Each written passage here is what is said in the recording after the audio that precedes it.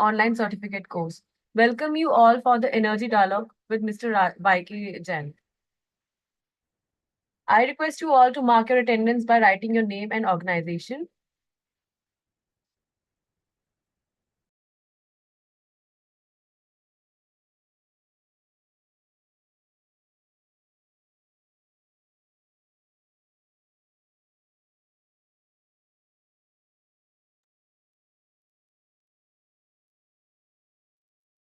Kindly mark your attendance by writing your name in the chat box.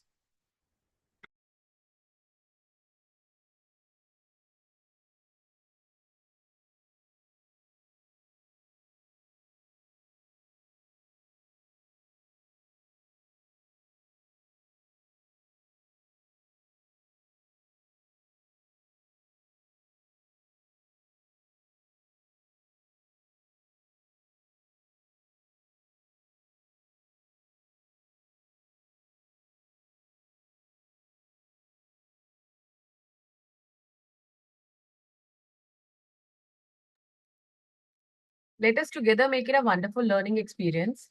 During the energy dialogue, you all can freely write in the chat box your queries, comments, suggestions, and share information which can be useful for other participants. We also have a social WhatsApp group which is for knowledge sharing, networking, and helping each other grow professionally.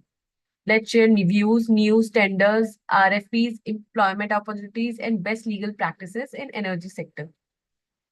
As alumni of DGEF, you will be able to achieve the goal of lifelong learning and keep yourself updated by positive interaction and relationship. Happy learning.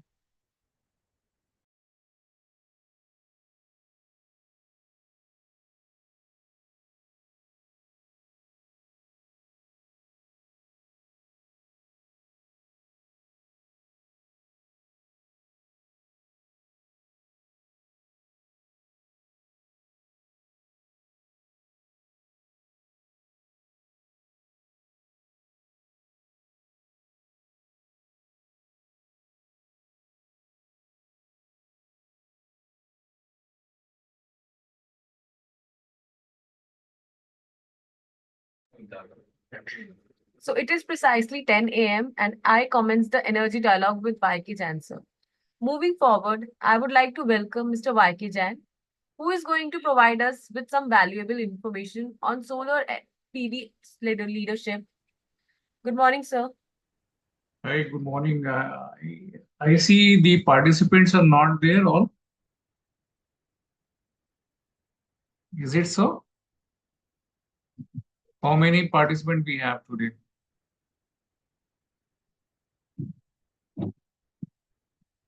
I think 4 participants are there.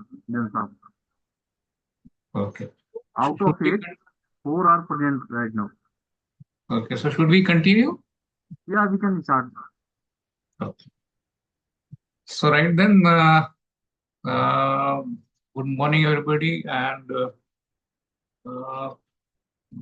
so today we are going to discuss in first about the organization, the business support functions. And then in the second half of the session, we'll discuss about the problem-solving technique and root cause analysis. So, Anupam or Anjali, can you allow me to share my screen? Sure, sir. Yeah.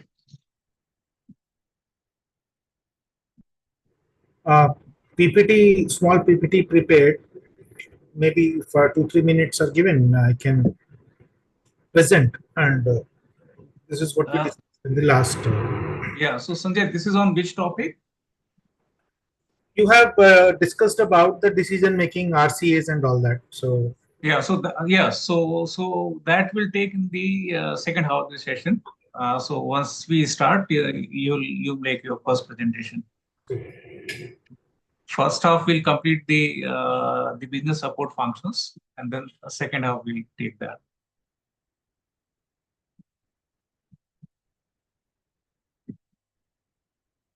Yeah, Anjali, Anupam, can you allow me to make my screen sharing? Sir, just a minute. Yeah.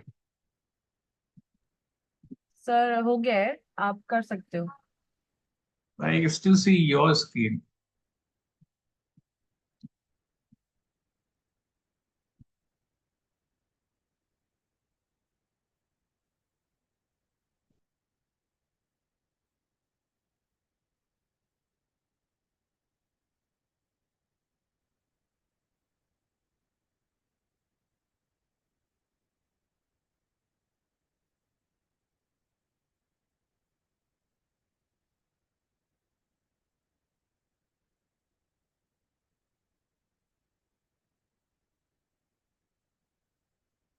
I don't know what to.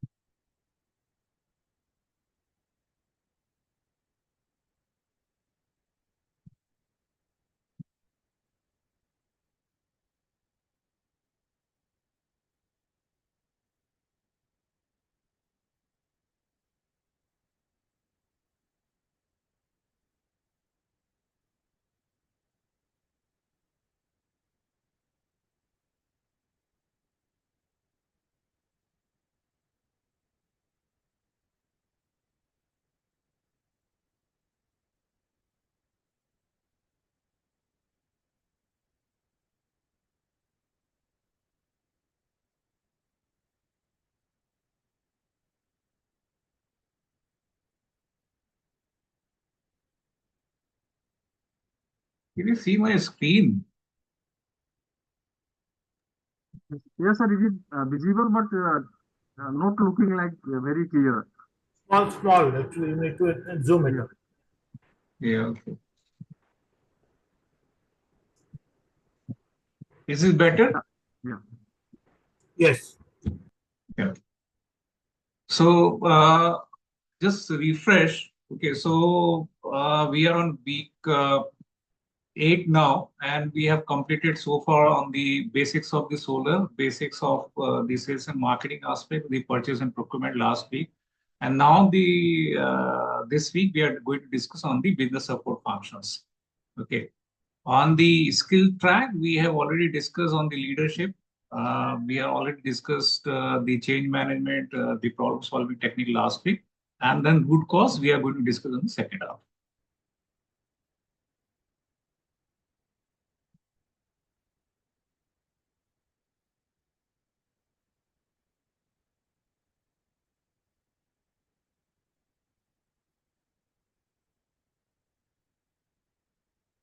So it is very important when we are building an organization in the solar sector. Okay, normally what we do is we look at the design team, we look at the site team, we look at the procurement. So basically, we look at the core functions, but we forget about the support functions. And many times the make and break of the organization, the profitability, productivity, all this is supported by all these support functions, and they play a very important role. So I'll just touch upon how we can, as a leader, as an entrepreneur, can nurture the support functions and how the support function can help us to bring the profitability, productivity, efficiency in the organization. So let's say, for example, a solar manufacturing company, and they are always pressurized for reducing the cost of the solar panel. If you have seen the trajectory, we used to sell solar panel around $3.50 per watt peak. Okay, that used to be 2009-10. And today we are selling the same panel, same everything, but higher efficiency. Everything has gone high on the technical side, but the prices are just few cents. Okay, so in the polysilicon space, you can get your solar panel even at 13 rupees per watt peak also in the markets. Or mono crystal, you can get around 15, 16 rupees per watt peak today. So this is the journey for the model manufacturing last 10, 15 years, and they're always pressurized for reducing the cost. Now, cost reduction, your material, the weight, everything is going to remain same. The model used to weight around 18 kg that point of time also, and it is also used to cost, used to have 18, 20 kg now also. So where are people are bringing innovations and the cost efficiency? So the people on the support function, people on the procurement, people on the design sides, they are working and they are giving the production, they are giving the volume. So when the scale of efficiency, scale of economics is working, you get output better. For example, same 10 crore worth of your equipment placed on the shop floor, whether it is the tabber, stringer, or whatever. And with one sheet or two sheet, you are able to produce only 100 megawatt in a year. Now, if you improve the productivity of the team with the support functions, with the processes, and increase about 5%, 10%. So that's an incremental jump in your production capacity, utilizing the same resources. So instead of 100 megawatt, you can get around 120 megawatt in a year. And that 20 megawatt extra, if you are able to generate with the same input, same resources, the productivity improves, and that helps you the cost reduction for you, because the total fixed cost is now divided on 120 megawatt instead of 100 megawatt. So your average per watt peak cost for the production is reduced. So this is what people have seen, that streamlining process, training of the people, increasing the skill of the operators, the people on the shop floor, organizing things. So a lot of things which helps in improving this productivity. And the one case study says that the implementation of all these processes put together has improved the efficiency by about 25%. Let's take another example, service provider company. Now, in the service provider sector, you are basically an EPC company or system integrator company or a developer, and you are engaged in customer relationship, where the customer engagement, the kind of involvement with the customer, and many times everything is not written in the contract. So contract is just a piece of document, and it is subject to interpretation by the people on the both sides. So consumer, your other approvers, and the organization. Everybody has his own interpretation of the same agreement, scope of work. This is what is supposed to be done. This is how it is to be done. And there's always a area for discussion, room for negotiation in all stages, in the drawing approvals also, in the execution also, in the selection of products also, acceptance of project also, testing procedures also. Everywhere there are a lot of gap or a lot of things which are on the gray side, and balancing between the two sides is very important. And if the team which is handling customer interface, your front end team or sales team or customer relationship or BD team or whatever, or even the technical team or the operations team, if they are not able to manage these relationship properly, your project get delayed. For example, your drawing approvals get delayed. Okay, or both sides stuck on some issues. They say, no, we are not going to accept this. You say, no, this is only things written, and you stuck. You debate. So there are iterations. They will use their power to squeeze you. You'll use your negotiation skills to come to their terms and manage the terms. By the time the settlement arrives, you lost about a month. So if that is the kind of atmosphere, your overall production, your overall efficiency, your overall productivity in the shop floor, productivity in the project site is hampered. But if you train the people, your support function people, the logistic people, your HR people, or your sales and communication people, all this, and you have the very effective communication, effective project management in place, the satisfaction of the customer you can increase by that.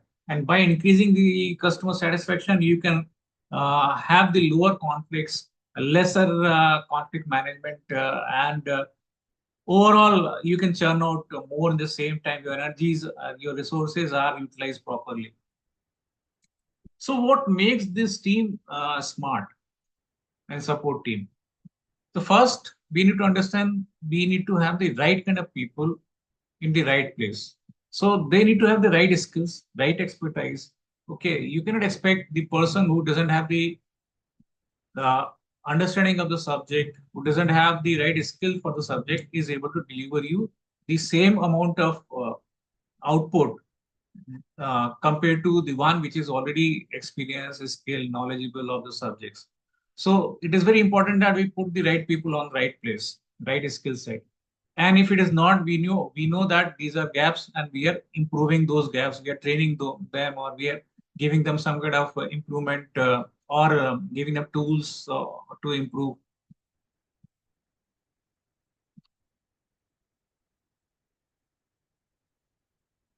So first and foremost, any organization is built upon the people, the team.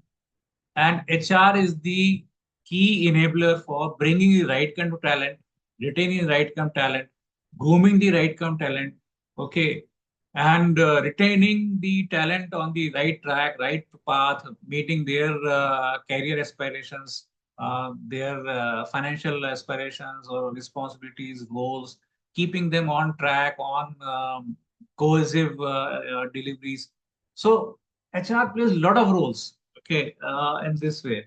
Now, normally people look at HR in any organization is that simply, okay, he's just a payroll or he's just a recruitment person, but it goes beyond that. The key role of responsibilities of the HR is first the talent.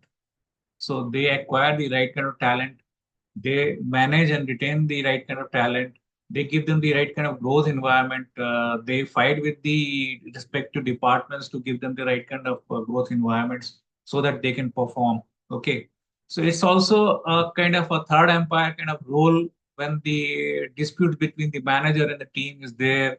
So they play a role to see that the people are given the right kind of space for performance. Okay, the employee engagement, and then the risk management also on that. Because let's say if you lose an employee, you can replace it, okay, but replacement will take its own time, and by the time the new person will come and join and start delivering, you already lost a lot of time. And then there's a break in the continuity. The acquisition cost of the new talent is also there, okay. So this all disrupts your routine operations. So retaining the right kind of people in the organization is also a kind of task for the HR team, in addition to the management, in addition to the leader or manager there in that case. You also need to see the integrity, that people whom you're deploying in the organization, they have the right kind of integrity, they are faithful to the organization, they are having the right associations, okay, they're not working against the organizations deliberately, intentionally, or even unknowingly. Many times, some people have a tendency to have very flamboyant on the social media, and that can damage the organization. So keeping all this checks and balances, ensuring that compliances are there, the adherence to the policies, structuring is there, the risk management, mitigation plans are protected by the organization. So if you're able to attract the right kind of talent, if you're able to retain them properly, the organization strength is built in the long run. And if you're able to have the right kind of skill and competence in those people, you train them properly, you give them the right kind of directions, your inductions are proper, your policies are proper, and you have the third level, third eye on the manager and employee relationship, where you uh, work as a referee in case of conflict and other things, and you're seeing that you're neutral, you're not judgmental. So there are a lot of things the HR plays in retaining the organization in long run, delivering the best performances. And I've seen when the HR is strong in terms of giving the right atmosphere, right environment for the people to perform, the organization overall, the morale of the people, the retainership, the longevity of the people in the positions are good, and they are able to perform much better compared to the organizations where the toxic environment is there and people are moving. Uh, let's say, for example, if organization has the average employee tenure is about 8 9 months compared to an organization which has an average employee tenure of 5 years, there's a lot of difference. When people are staying for a long period, they are committed, they deliver a lot of things. And when we are not, people are not staying for a long period, there's a initial understanding of the organization. So they are in the few months, and by the time they understand organization, deliver the organization, they are in some other place. So 9 months or 1 year kind of average, if people are staying in the organization, that means your organization is not giving the right kind of atmosphere to them, and they are not able to retain the right people. So then there are a lot of legal challenges also, because any employee comes or goes outside your organization, it takes away a lot of data from the organization. So vulnerability of the information, the data going in the market, the reputation, all this. So if the HR is strong, the organization is maintained well, and you are less vulnerable for this, the data breach and those kind of trust also. So if you have the right kind of people in your HR, you drive the right kind of strategies, and you build an organization which is strong from inside, and go to when they are working together, they build a right atmosphere, uh, right deliveries, right productivities.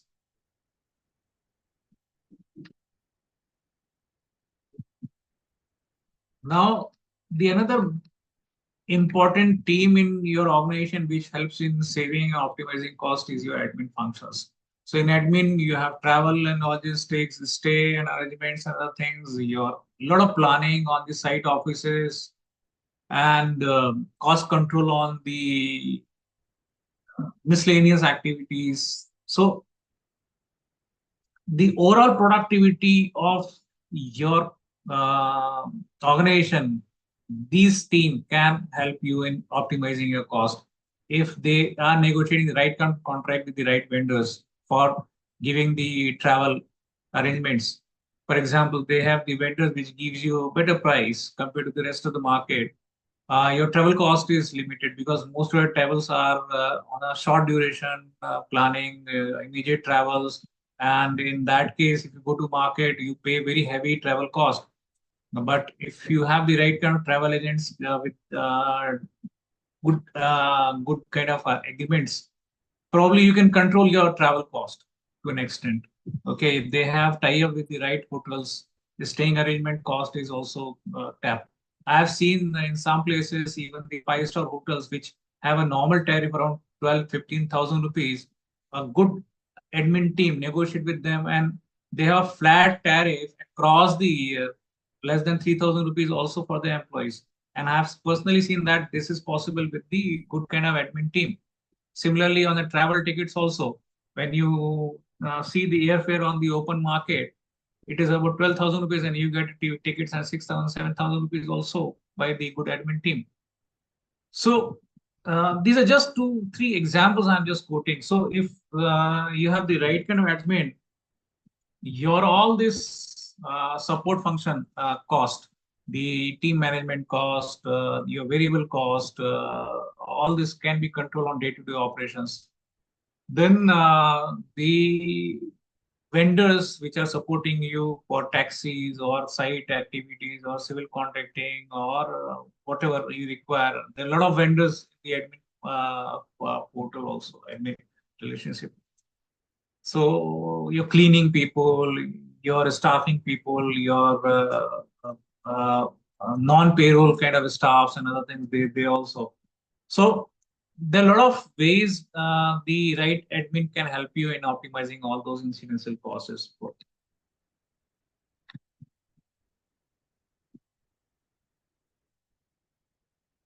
They can also help you to deliver the excellent customers interfaces, excellent customer service. If you have the uh, uh, right kind of law abiding practices in your organization, administrative procedures are well intact, your PF, income tax, and all these are being paid on time, you are statutory compliances are on track, your ISOs and other things are on track. So there are a lot of things it helps you in managing your organization, your shop establishment act, your rent with the your contract agreements with the landlords for the spaces you're hiring, for warehouses, for offices, for site staying, guest houses, and all this. So if the admin team is effective, they know their job very well. You see that all these are seamless. Your cost is optimized, control. You're not paying them on the unnecessary last minute cost if your admin is not strong.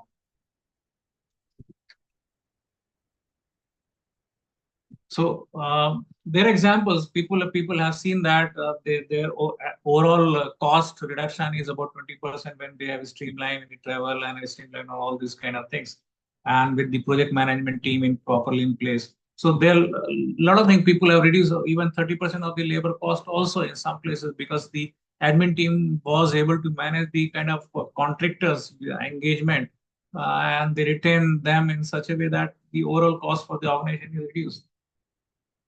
Now, third is the finance function.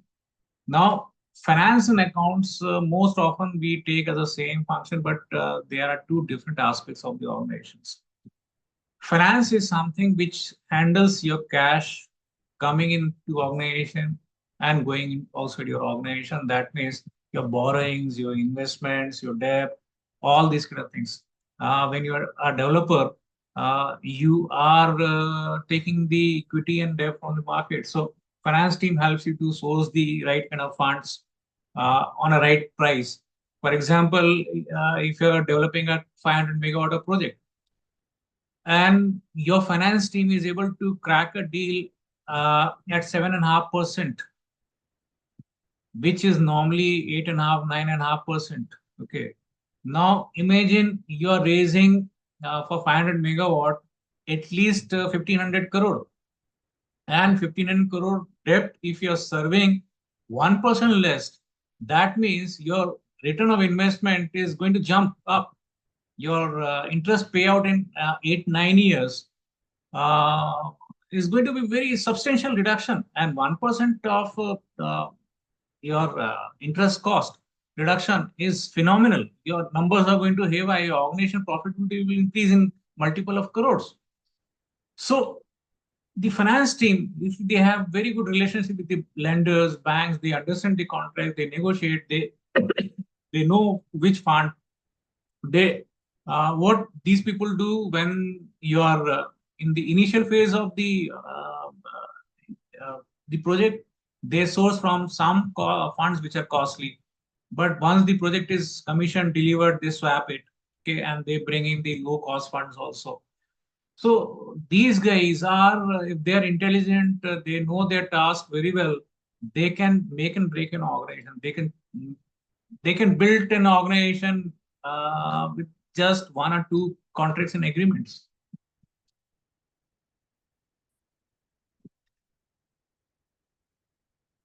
So in the financing team also, there are a lot of things because fund is always tracked by the law enforcement authorities, the statutory authorities, the taxation departments, the government, and compliance to the laws is very important. Let's say, for example, if you're raising fund from the foreign investors, so FEMA guidelines you need to comply to, or you need to report to the SEBI for the investment funds. You might have seen the news today that Anil Ambani has been debarred from participating in the exchange by SEBI for 5 years because they have mismanaged their fund management. And that's where the realities are there. They brought the fund for something, they diverted it for something else.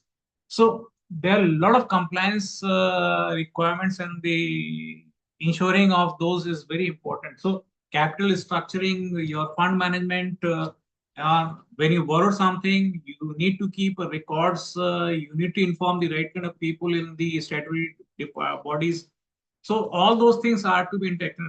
And your team here is strong enough, intelligent enough to understand you are safe. You are in safe hands. You're not. If they goof up something, the first person to go into jail is the CEOs and MDs and the owners of the organization, and then the people who are managing the organization. So understand the kind of repercussions for the organization if these people are not right or they don't understand the job properly. they also give you a lot of critical insights. Okay, what to do, when to do, uh, the processes on the forecasting. Okay, uh, for example, the dollar is going to appreciate, so we need to hedge it now. If we are looking at the investments coming from China in 3 months' time, and even 1 or 2 cent improvement can impact your whole costing structure for the imports. So they are the people who keep track on the commodity. They keep track on those things. They advise you that okay, copper is going to increase in next 3 months time, so invest right now, buy close deals right now, give the orders right now, give the so these are the kind of people who are helping you to manage your funds, manage your cost. So of the finance properly. So if you track your cost, if you track your funds, your financial models are robust, you meet the sensitivity. So all this, if they do, they can make and break. They can build your organization. Now coming to the similar uh, team in your organization, which is an accounting team. Now this is a day-to-day function team which tracks all your bills, all your receipts, all your banking transactions, all your investment related books, management, bookkeeping. So anything which is not right in this department is legally problematic for you, because if the GSTs are not paid on time, the import and customs are not, duties are not paid on time, or your PF doesn't go on time, or your TDS doesn't deposit on time, all these lead to penal challenges. If your MSME vendors are not being paid in 30 days time or 45 days time, you understand the kind of penalties are there for those things. So uh, it is often very neglected, but this is a department where you need to have the right focus to streamline your operations. You need to have structuring in your bills, the revenue. If let's say, for example, you need to bill to a consumer, a customer, client, and you delay that billing for 1 month. 1 month, your realization is impacted, and by the time you submit, this situation changes. You're into some kind of bad weather with the customer. Your payments are further delayed. So this has to be very vigilant, very systematic, very organized, very time sensitive. Okay, and the role which are supposed to be played for the statutory compliance is, if GST returns and challans are to be paid by 10th of the month, that has to be done on 10th of the month. You cannot defer it. Okay, so sensitivity to the respective deadlines, timelines are very important for these organization teams. Your accounting reporting, if your account team is keeping the track of all the expenses, and you know that by penny that okay, this project is costing me this much, you can keep track, you can keep corrective measures. But if you don't know what is the expenses on your project, your cost sheet or balance sheet is not prepared for that project on a regular basis, your real-time data is not there, you will know that okay, I lost 10% in this project after a year or 2 years, whenever the data is available to you, and that point of view you cannot control. But if the information is available to you on the right time, before the project getting in wrong directions, you can start taking the controls. Okay, so right kind of reporting, right kind of receivable management, the inventory management. If your material is lying idle, you don't know in multiple project sites, and that is money lost. So inventory management, keeping track on toes that okay, you have the cable drum available there, why not you using it, it is lying there, all those. So if they are making sense by giving you all these insights, by financial reporting, managing the right kind of cash flows for projects, and pushing you for all those receivables management and other things, right kind of MIS they're giving you, right kind of report they're giving you on a routine basis, it improves your operational efficiency, and it reduces the financial risk for organization collapsing to a large extent. And I have seen the big organizations lost their track in the accounting and they suffered, and some of them has to wind up their business operations also. Though they were very good in getting the market, they were very good in the getting the projects. But since they could not manage their accounts and receivables properly, they have to wind up their operations also. And I have seen in last 10 years, many solar companies has gone out of the market.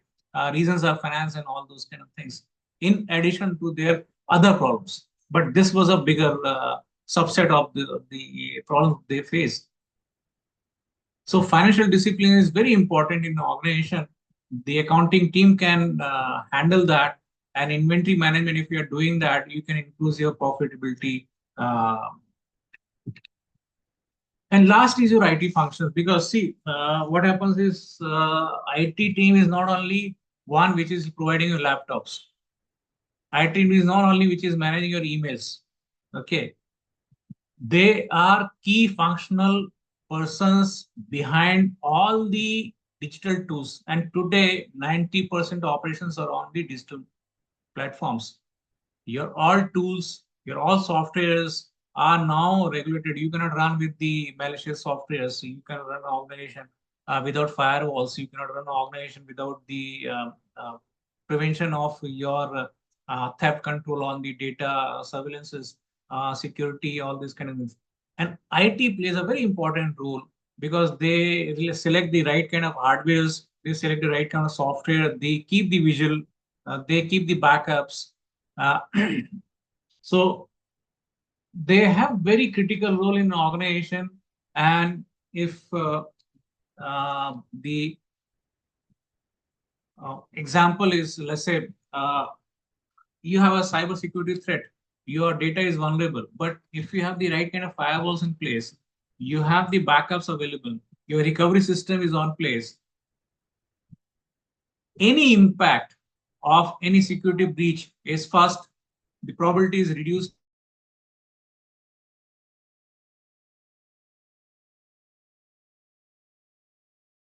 System helps you to recover very fast. So today's time,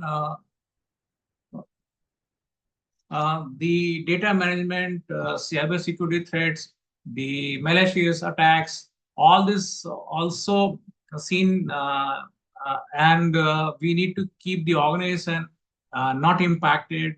They have to have the right kind of support from the IT team to keep the continuous vigilance on the systems, processes, servers, racks, whatever you have in your organization, your data, your IT assets, the laptops, computers. If you have the CRM, SAP, or those kind of systems, they should be up running. If you have the HR softwares, they should be keep running. If you have any CRM, any other source, or the PVSys or those kind of softwares, they need to be keep running. AutoCAD. So a lot of things these guys helps you in our day-to-day functions, that your systems are risk-free, your data is kept intact. So this is what the team which can do, and I'll quickly run through some case studies I picked up. So let's say, for example, solar panel installer, manufacturing company, if they install the project management software, the right kind of teams and other things, they can increase their labor cost, they can improve their profitability to large extent, or they can have that same amount of resources to enter into new market, and they can increase their revenue also in that point of time. Or let's say, for example, if any developer is there and they have the internal training, comprehensive risk management framework, the enterprise risk management framework, the potential risk mitigation plan is in place. If you have the effective planning, effective implementation of those, you can control your projects before it goes haywire, and you can control your cost going beyond your control. So you can improve the profitability. For example, the third example, if you take the company which is into the manufacturing of storage solution, for example, solar batteries, solar inverters, and other things. Now, understand they have about 10,000 dealer, distributor, a sales point. And if they are keeping even 1 lakh stock, that means 10 lakh, 10,000 lakhs of worth of stock is being stuck in the market. So if they are not well planned, well organized in managing these products, um, their production cost is also increased because this inventory is their cost in the different warehouses or all those kind of things. So if you are having the right kind of logistics, warehousing management, inventory management system, which keeps track, okay, I have this inventory available here, move it here, all those kind of things, the proper insights are there. And your inventory cost there is your shelf waiting period in the warehouses are 15 days average compared to 45 days in average. You understand what kind of cash flow cost you're reducing for the organization. And all these small savings builds profitability for the organization. Because today, if you're working in the solar sector, the gross margins are around 8-10%. And in that 8-10%, if your overheads are reduced, typically the overheads are around 4% to 6%. Now, if you're optimized and you're sub 4%, that means you are making huge impact for your organization profitability. So there are similar examples. People when do the quality management, your rejections are reduced in the manufacturing. Your team, if it is well trained, they identified the problems in these in before it goes as a finished product. So they can track the problems, they can control the problems. Okay, they can find out the challenges, or they can find out the issues, and that can be addressed. So same way in the production companies, same way in the other companies, if you have the right training, right people, right insights, you analyze the problem, you handle the customer properly, all is put together, helps you to save your cost, help you to improve your profitability, productivity, and in long run, the stability, growth, all this is sustainable, right? So the takeaway from my side on this is that the support function, business support function is very important. They help you in streamlining the process, your cost. They help you in identifying, mitigating the risk before that emerges. Okay. They help you in supply chain management, the quality improvement, customer satisfaction improvement, and increasing the relationship with the customer, marketing efforts. You're working in the right directions. So give them the right kind of recognitions so that they are motivated, they give you the right kind of operational efficiency, they help you in reduction in cost, enhance your overall organization satisfaction index when we are dealing with internal customers and external customers. So that's all from my side. Now we are open for discussion.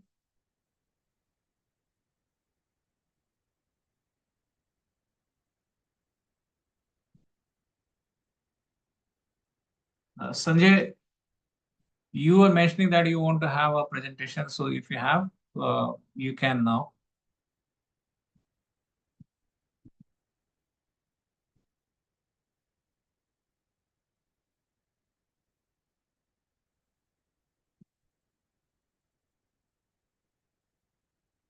Yeah, thank you, sir.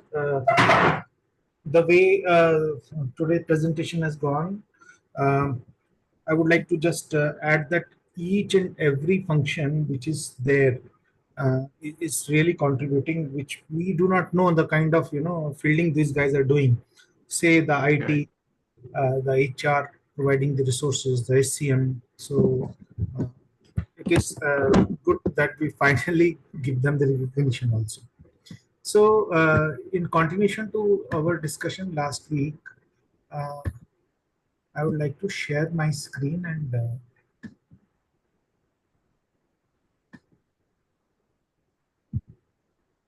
quickly take you through. Yeah, screen is visible. Now I can move on a full screen here.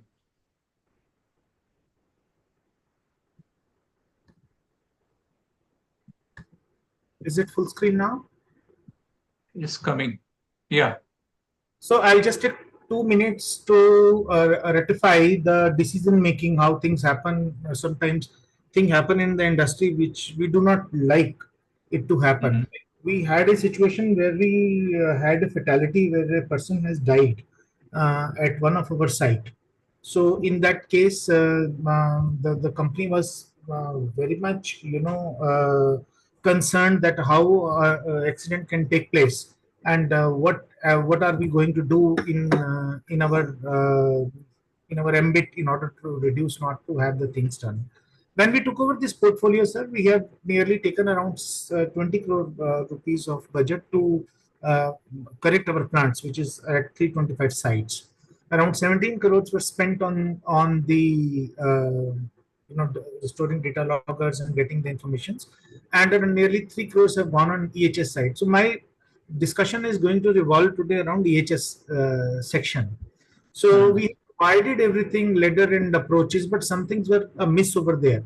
So our portfolio is largely categorized into RCC and GI and UGR. UGR is underground reservoir. This is specifically in Delhi Jal Board. So it is a kind of a ground mount. Then my portfolio is in this fashion, in which I have got RCC, which is 201 location, 14 megawatt, GI 24 at 77 megawatt. You can see in the Venn diagram around G is where all the three components are available, which is one site only, 1.19 megawatt. So this is basically the spread of my portfolio. So our major attention is going to be around the GI. Now, in Skyros, a fatality has taken place. A person has tripped off from the skylight and come down. Here, what has happened is first they went to the side. A proper toolbox talk work conducted. The team goes up with all their PPEs, and after 2 hours they come down for a tea break. After taking the tea break, one person who was just a new, who was taken on board on the same day, when he goes up with the PP on, but he doesn't hook himself to the lifeline. And when he's moving forward, his feet trips with the module, and the next was the skylight. And because of the dust, the color of the skylight and the color of sheet was same. There was no difference. So third-party auditors, they came, they have pointed out these 5 positions, that their metal mesh was not there, safety equipment is absence of required number of safety equipment from their perspective, it should be more. I just added it to the application of it into various part of my uh, portfolio, because now we have to, the time has come to have a relook at what exactly we are doing. Now, here if you see, we conducted a Ishikawa fishbone diagram where the team radiance, this is what the auditor has observed, but we put our heads together to look at the possibilities and opportunities of the fatality. So we created a fishbone diagram where we had man, machine, material, environment, and process. So what all things which can contribute into the fatality. So the degrees varied, and like that, we have identified these are the 19 points which are affecting us. So this 19 point are now put into this Excel sheet where what point is affecting my which side. Like GIE is the most, everything is affected over there. Now, when what I did here, we did the impact analysis. We sat down and identified that which activity will be impacting more into this fatality, and at what priority we should take action onto it. So we jointly formed this impact analysis matrix. We added impact and the priorities, and we believe that we must take these actions on these are our priority 1, 2, or 3. Now, analyzing the action point, what we find over here is like my high priority item is five numbers, right? How many points are falling on? The same thing is analyzed from man, material, machine, process, and environment perspective. Man, there are 3 subjects which are identified with the man, because consequential impact of death is related to the man only. right? And then if I have a stable process, I will have, it will lead to safety and efficiency. So process is something, and environment we have considered, which is beyond our control. Like if the skylight is there, this is beyond us. I mean, we have not put skylight. What it was. So when we did it, this is how we identified that 5 subjects were going to take action. Now we did the analytical hierarchy process, AHP, on the Ishikawa.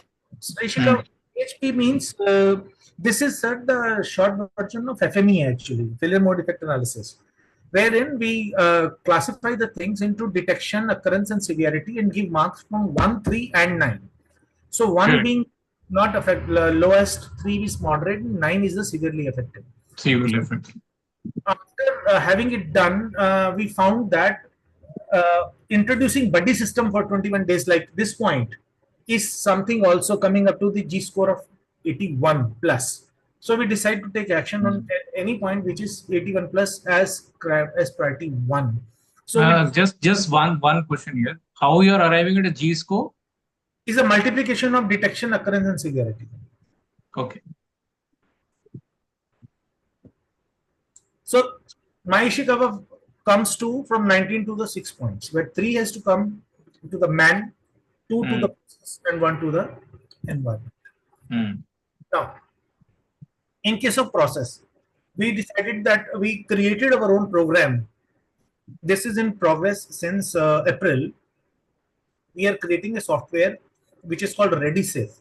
ReadySafe is something where we are ensuring that the toolbox talks and permission to work, PTW, is assigned online, where the photographs are taken online, right? So the entire thing is created now.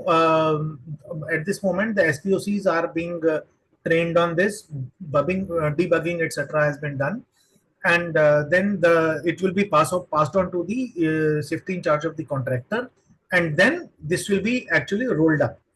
So earlier, what used to happen that what they will do, the SPC will take the printout of the previously issued PTW, change the date, and they won't bother to even sign it. So for us, the system is in place, the permission to work, but the rooftop is that the person in charge is sitting in Chandigarh and actual work is happening in Ludhiana, for example. So he can't be present, so he has to depend upon the technology of the downloading, signing, and all that.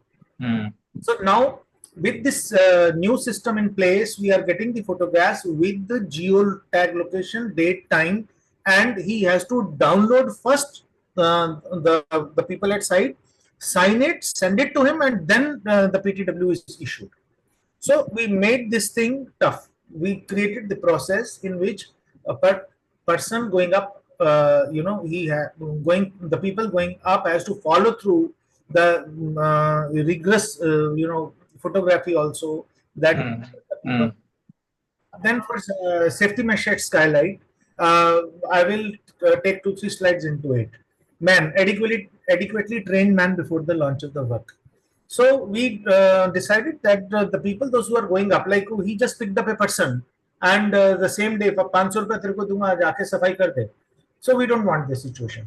So decided from April onwards, in fact from 1st July onwards, when the new contract is given to the O&M contractors, we have put mandatory that the person has to undergo the test. So we created 7 tests actually of 10 questions each. So I think a slide is not refreshing. We are still on 13th of the slide. It is on 13th only. I'm speaking it. So so I will subsequently. I'm going through all these points actually. So test will be given to him. He has to answer the test. Out of 10, what is the marks, and then we give him a refresher training, and then again we take a test before and after. Unless there is the total mark is 100. He is not qualified, right? So a person, for example, 10 questions are given. We have made A, B, C, D, E, F as a. So if A test is given, so he has to write. He has to give the answers. After refresher, A will not be given to him. Some other, maybe C or E or F question paper will be given, and he has to achieve 100%. So that will say that now he is at par. You will be surprised to know that, sir, when we took our first test, our average score was 60% only. And these were very rudimentary questions which are required a person to know when he's going to work at, including my staff. So in fact, it became an eye opener. So now it has been made mandatory that everybody, all the worker उसको पास जितना भी है वो सभी लोगों को test undergo होना. Then they has to be medically fit, right? So they, for medically fit, we have gone to the doctor, created a format, noted down what all are the things required for a person to be fit to take a duty at a work at height. Some people have a syndromes of going up, acrophobia is there, you know, if he has not slept. So if he has got a problem with his eyes, है ना, तो वो सब चीजों को, vertigo है, वो सब चीजों को हमने आइडेंटिफाई किया sir. And then next is, we have now made it mandatory. You cannot hire a temporary person. A person should have ESI and PF mandatory. So we decided that the bills will be cleared of the previous quarter only once he submit the challans and the ESI and PF is done. So we are just creating reinforcement into the system. Then introduction of buddy system. Now we decided that minimum 2 people will go up. So there will be, initially my idea was that 21 days a new person along with the safety supervisor of this person or contractor. But now later on team decided that what sab theek hai naya, but always there has to be 2 people to go up. So we added this buddy system subject into it. Are you there? Yeah, I'm listening. Now PTW, I have explained it. Actually, there are so many content. I have just left it blank. So all my staffers, this is the score of their first test and second test. Coming on to the skylight. Now we find that there could be 3 kind of solutions because this is the environment issue. So this is the skylight. You can see on the left side. This is metal frame skylight. In second, metal frame skylight means nobody can reach up to the actual skylight. If somebody inadvertently steps on it, so no, he will not have a fall. Number 2, the color of the skylight and the color of the tin during dusty atmosphere, it will make no difference because the skylight is something which is raised and taking care of it.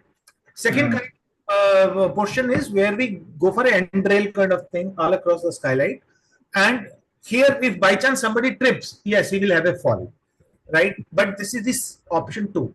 We are finding option 3, which are given here in the right side 2 photographs, wherein there is a there's a fishing net kind of nylon 2.5 mm thing along with 12 mm ropes are there.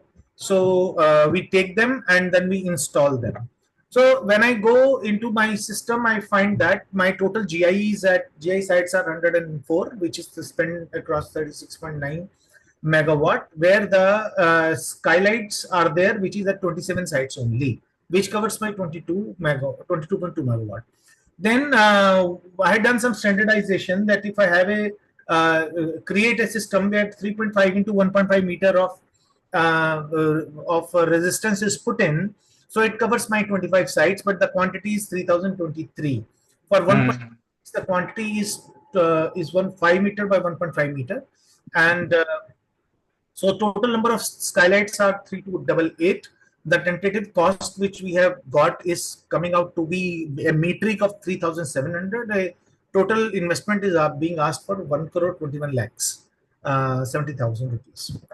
Now, this I have already discussed, and this is the alternate thing we have found from one of the side. You can see on the right hand side.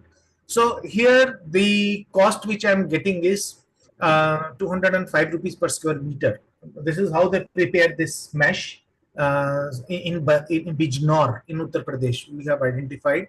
So where my total investment for this is going to be 53 lakhs 98,000. So I can have a saving of 67 lakh rupees if I go by this. If somebody inadvertently steps onto it, the skylight will be broken, but the person will not go down. So this is something which is cost effective at this moment. And having the handrail maybe I'm going to propose that let us not go for this, because by chance if somebody trips or किसी ने किसी को हाथ लगाया, गिर गया, कुछ हो गया, अनबैलेंस हो गया, तो वो इंसान की डेथ का चांस है. So this is the one point. Second point is action plan for priority 2. Priority 2, which we have seen, provision of PPEs. Members will be issued PPEs all across. This is complete. There's no problem into it. Fall arrestor. None of my site is having fall arrestor. We have received the quotations. We are going to install the fall arrestor. What is fall arrestor? It's a monkey ladder. It's a vertical lifeline actually. When you're going up, you should fall arrestor. So this I'm going to propose and going to have it. Then cleaning up using sprinkler system. This is one of the point. We have received the quote. I'm going to I'm projecting it to be installed at a Godhra at one of the stations where there is a lot of water available. So with this, my benefit will be every day you can put a program in your PLC. So at a given time, it will start working and it will clean up it will throw water. And you have to just go once in a month to peel off the bird dropping during the time of watering, right? Then instead right now we are going 3 times. So we are going to reduce the opportunity to go up with this method. Now, process method statement. We are writing all of our method statement, how we are going to perform SOPs basically. So if the company has the ISO, then this will become a part of that. But we are not going ahead with the ISO. We are going ahead with this only. So method statement we are identifying, and we have identified a person who is going to write for us, and then we are checking it and then going to do the display and audit. Like turbo went basic ये जो photo आपको मैं नीचे दिखा रहा हूँ, इसमें तो ये एंड्रेल है, बट हम पूरा एंड्रेल नहीं जाके 250 mm पर अगर हम ये येलो लाइन बॉटम वाली रखेंगे और इसको अगर टर्बो वेंट के आसपास डाल दूंगा तो ये मेरे को उसको कवर कर जाएगा, right? Okay.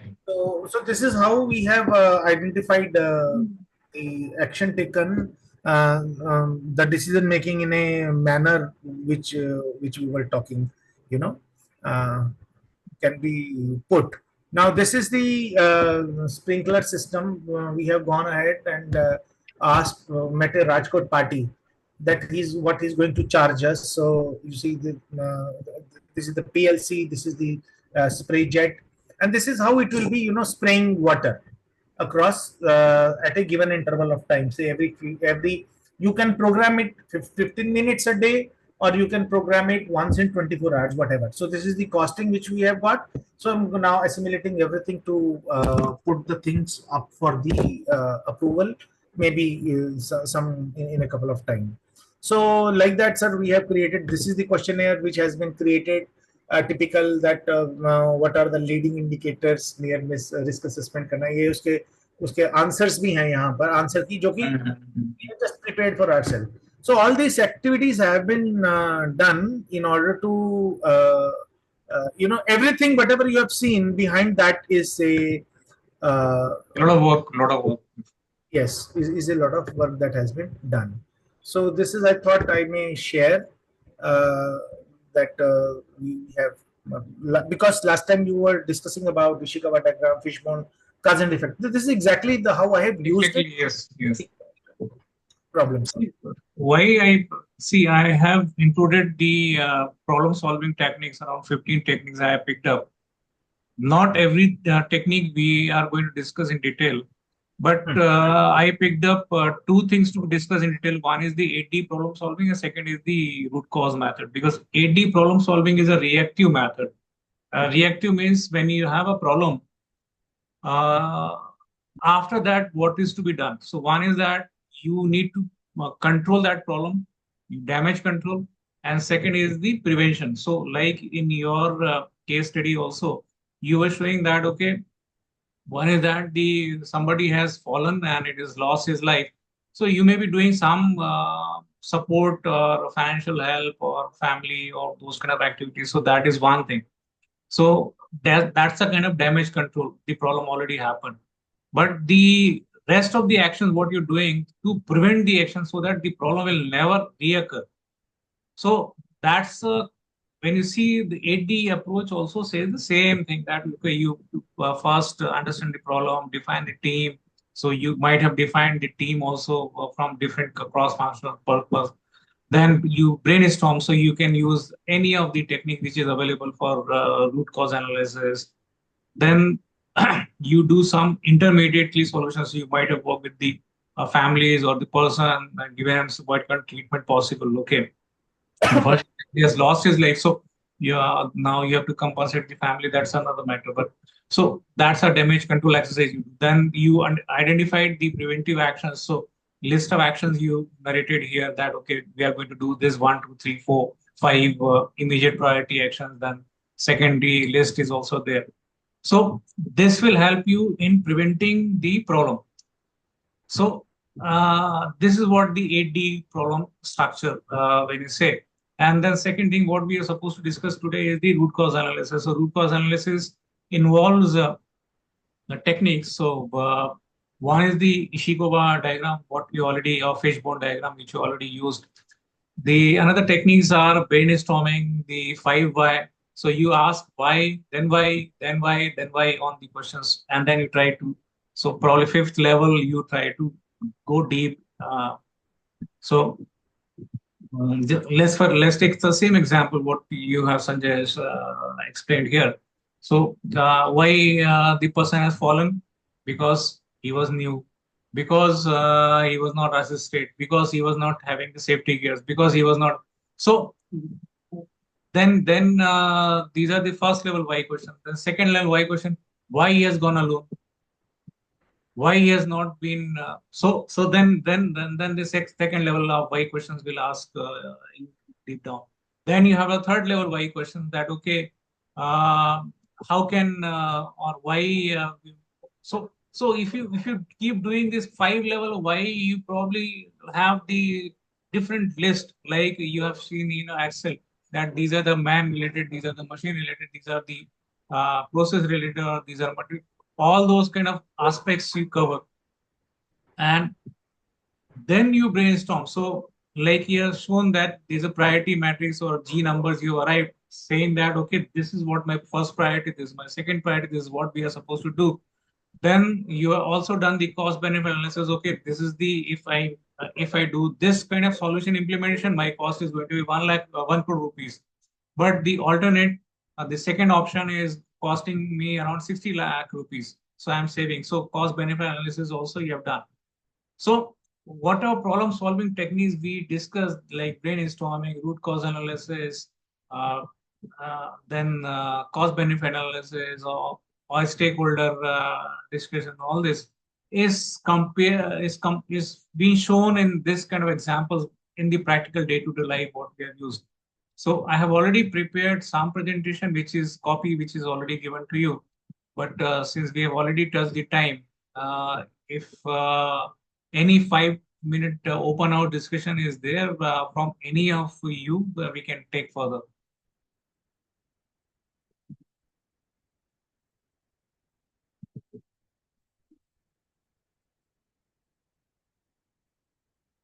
So who else is there today? I think 4 people only. So Sanjay has spoken something, and thank you very much, Sanjay, for this nice presentation on topic, which was more relevant and people are able to pick up what is being done. Any other participant want to say something? Just open discussion, some of their views, or even they can say, okay, how this last 2 months has gone and what they feel about the content, curriculum, techniques.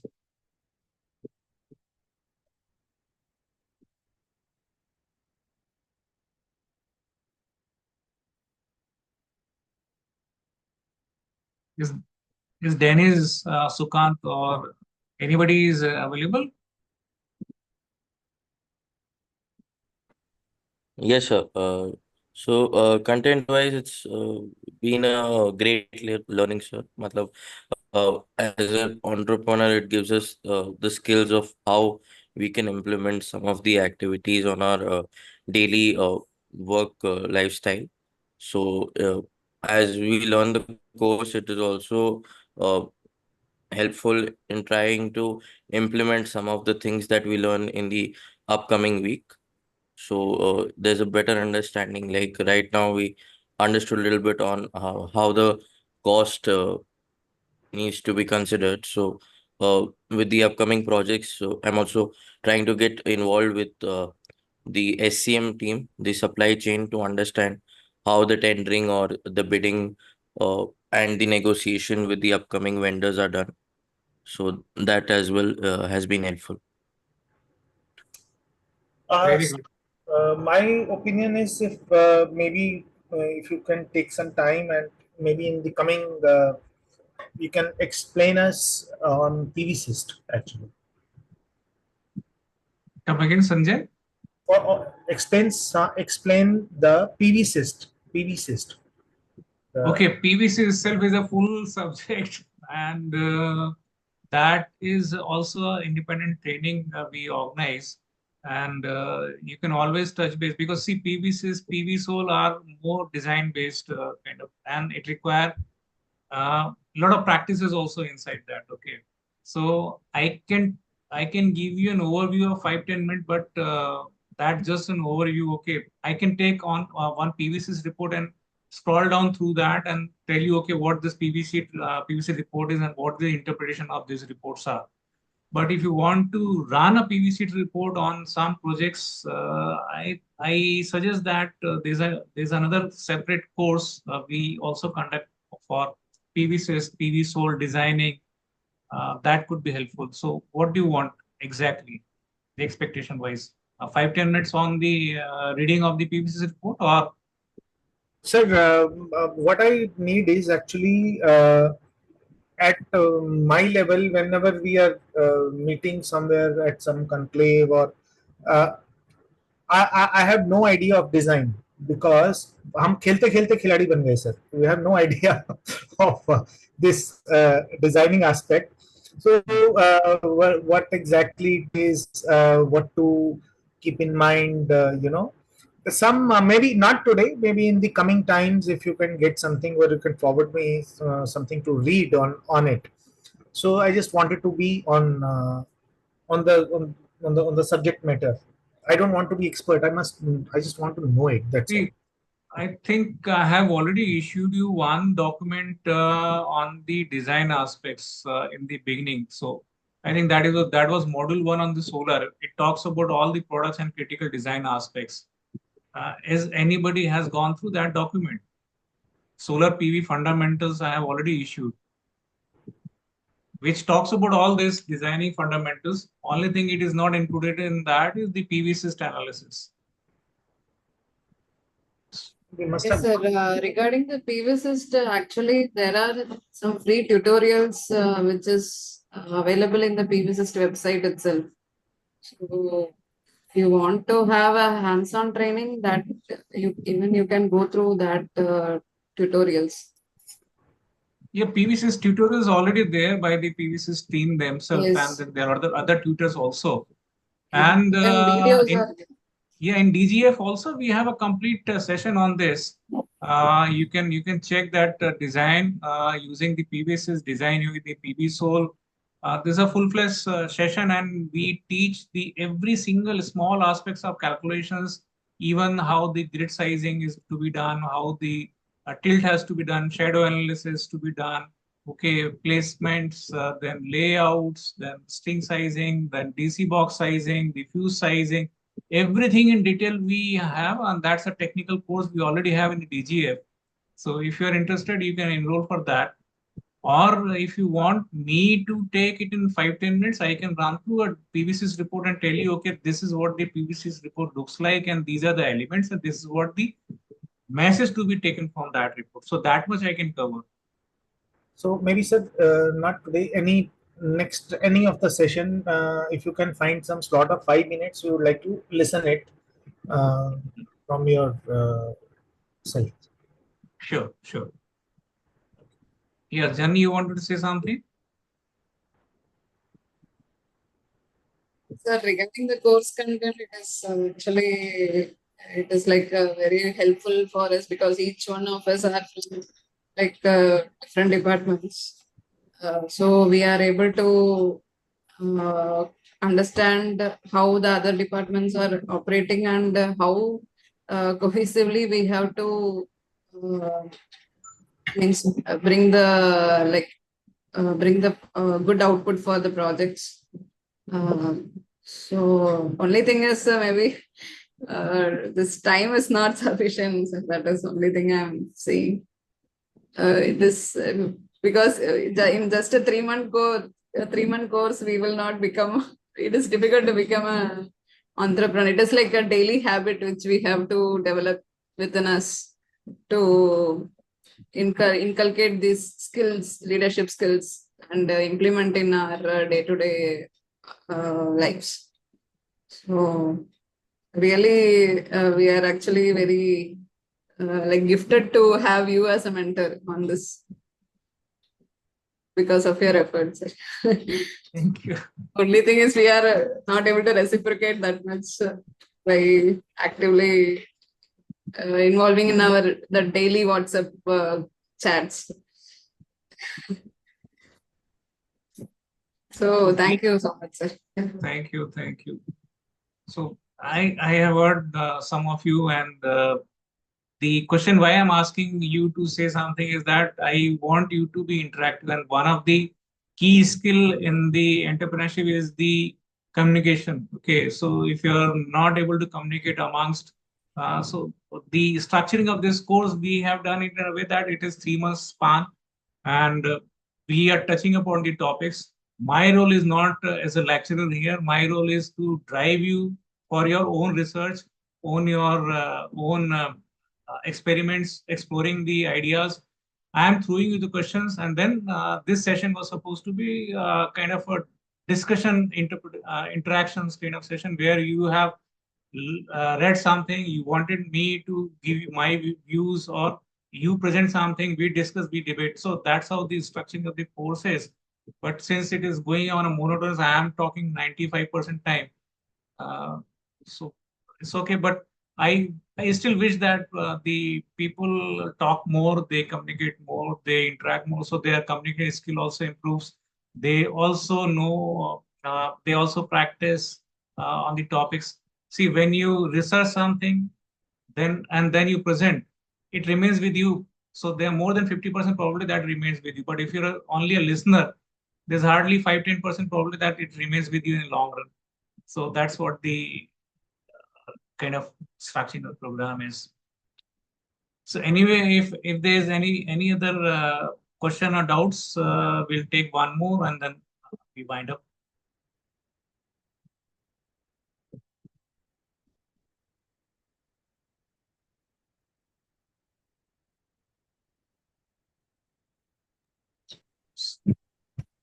No questions, sir. Yeah, so if there's no further question, then we are good to go. Today's session we can close. So thank you, everybody. And next week, I have already mentioned in the WhatsApp what is supposed to be discussed. So let's plan for that discussion. And next month onwards, we'll be having the concluding session. So we'll have very important aspects to be discussed. One is on the contract. So what is the contracts and how the contracts are supposed to be? What is the meaning of the words in the contracts? That is one aspect on the module 5. Module 6 is on the project management aspects, how best we can manage the projects. So that's on module 6. And on the skill track, we will be looking at summarizing all whatever learning we have. And the most important thing is resolving the conflicts. So if you are in the environment where multiple stakeholders are there are always a conflicts. And how do we work on those conflicts, resolve those conflicts? So that's module 5 for us. And module 6 is summarizing all the learnings of till date and discussing with you a business plan. Let's say if you're an entrepreneur, how do you make your organization? How do you make your business plan? So that's all the next month. So that's all from my side. Thank you, everybody, for joining. And let's close the session today. Thank you, sir. After the wonderful session by YK, sir, I'm sure all of you found it informative and insightful as well, and have been able to enhance your knowledge of solar PV leadership. I would like to thank you all for attending this course. I'm sure you will have a great time ahead as well. Thank you so much for being with us on this journey of solar PV leadership. We meet again on next Saturday on next same time to discuss more on solar PV leadership. Thank you, sir, for your precious time. Here, I am ending the session with a beautiful quote. There is no end to education. It is not that you read a book, pass an examination, and finish with education. The whole of life, from the moment you are born to the moment you die, is a process of learning. Thank you, everyone, once again. Thank you. Signing off.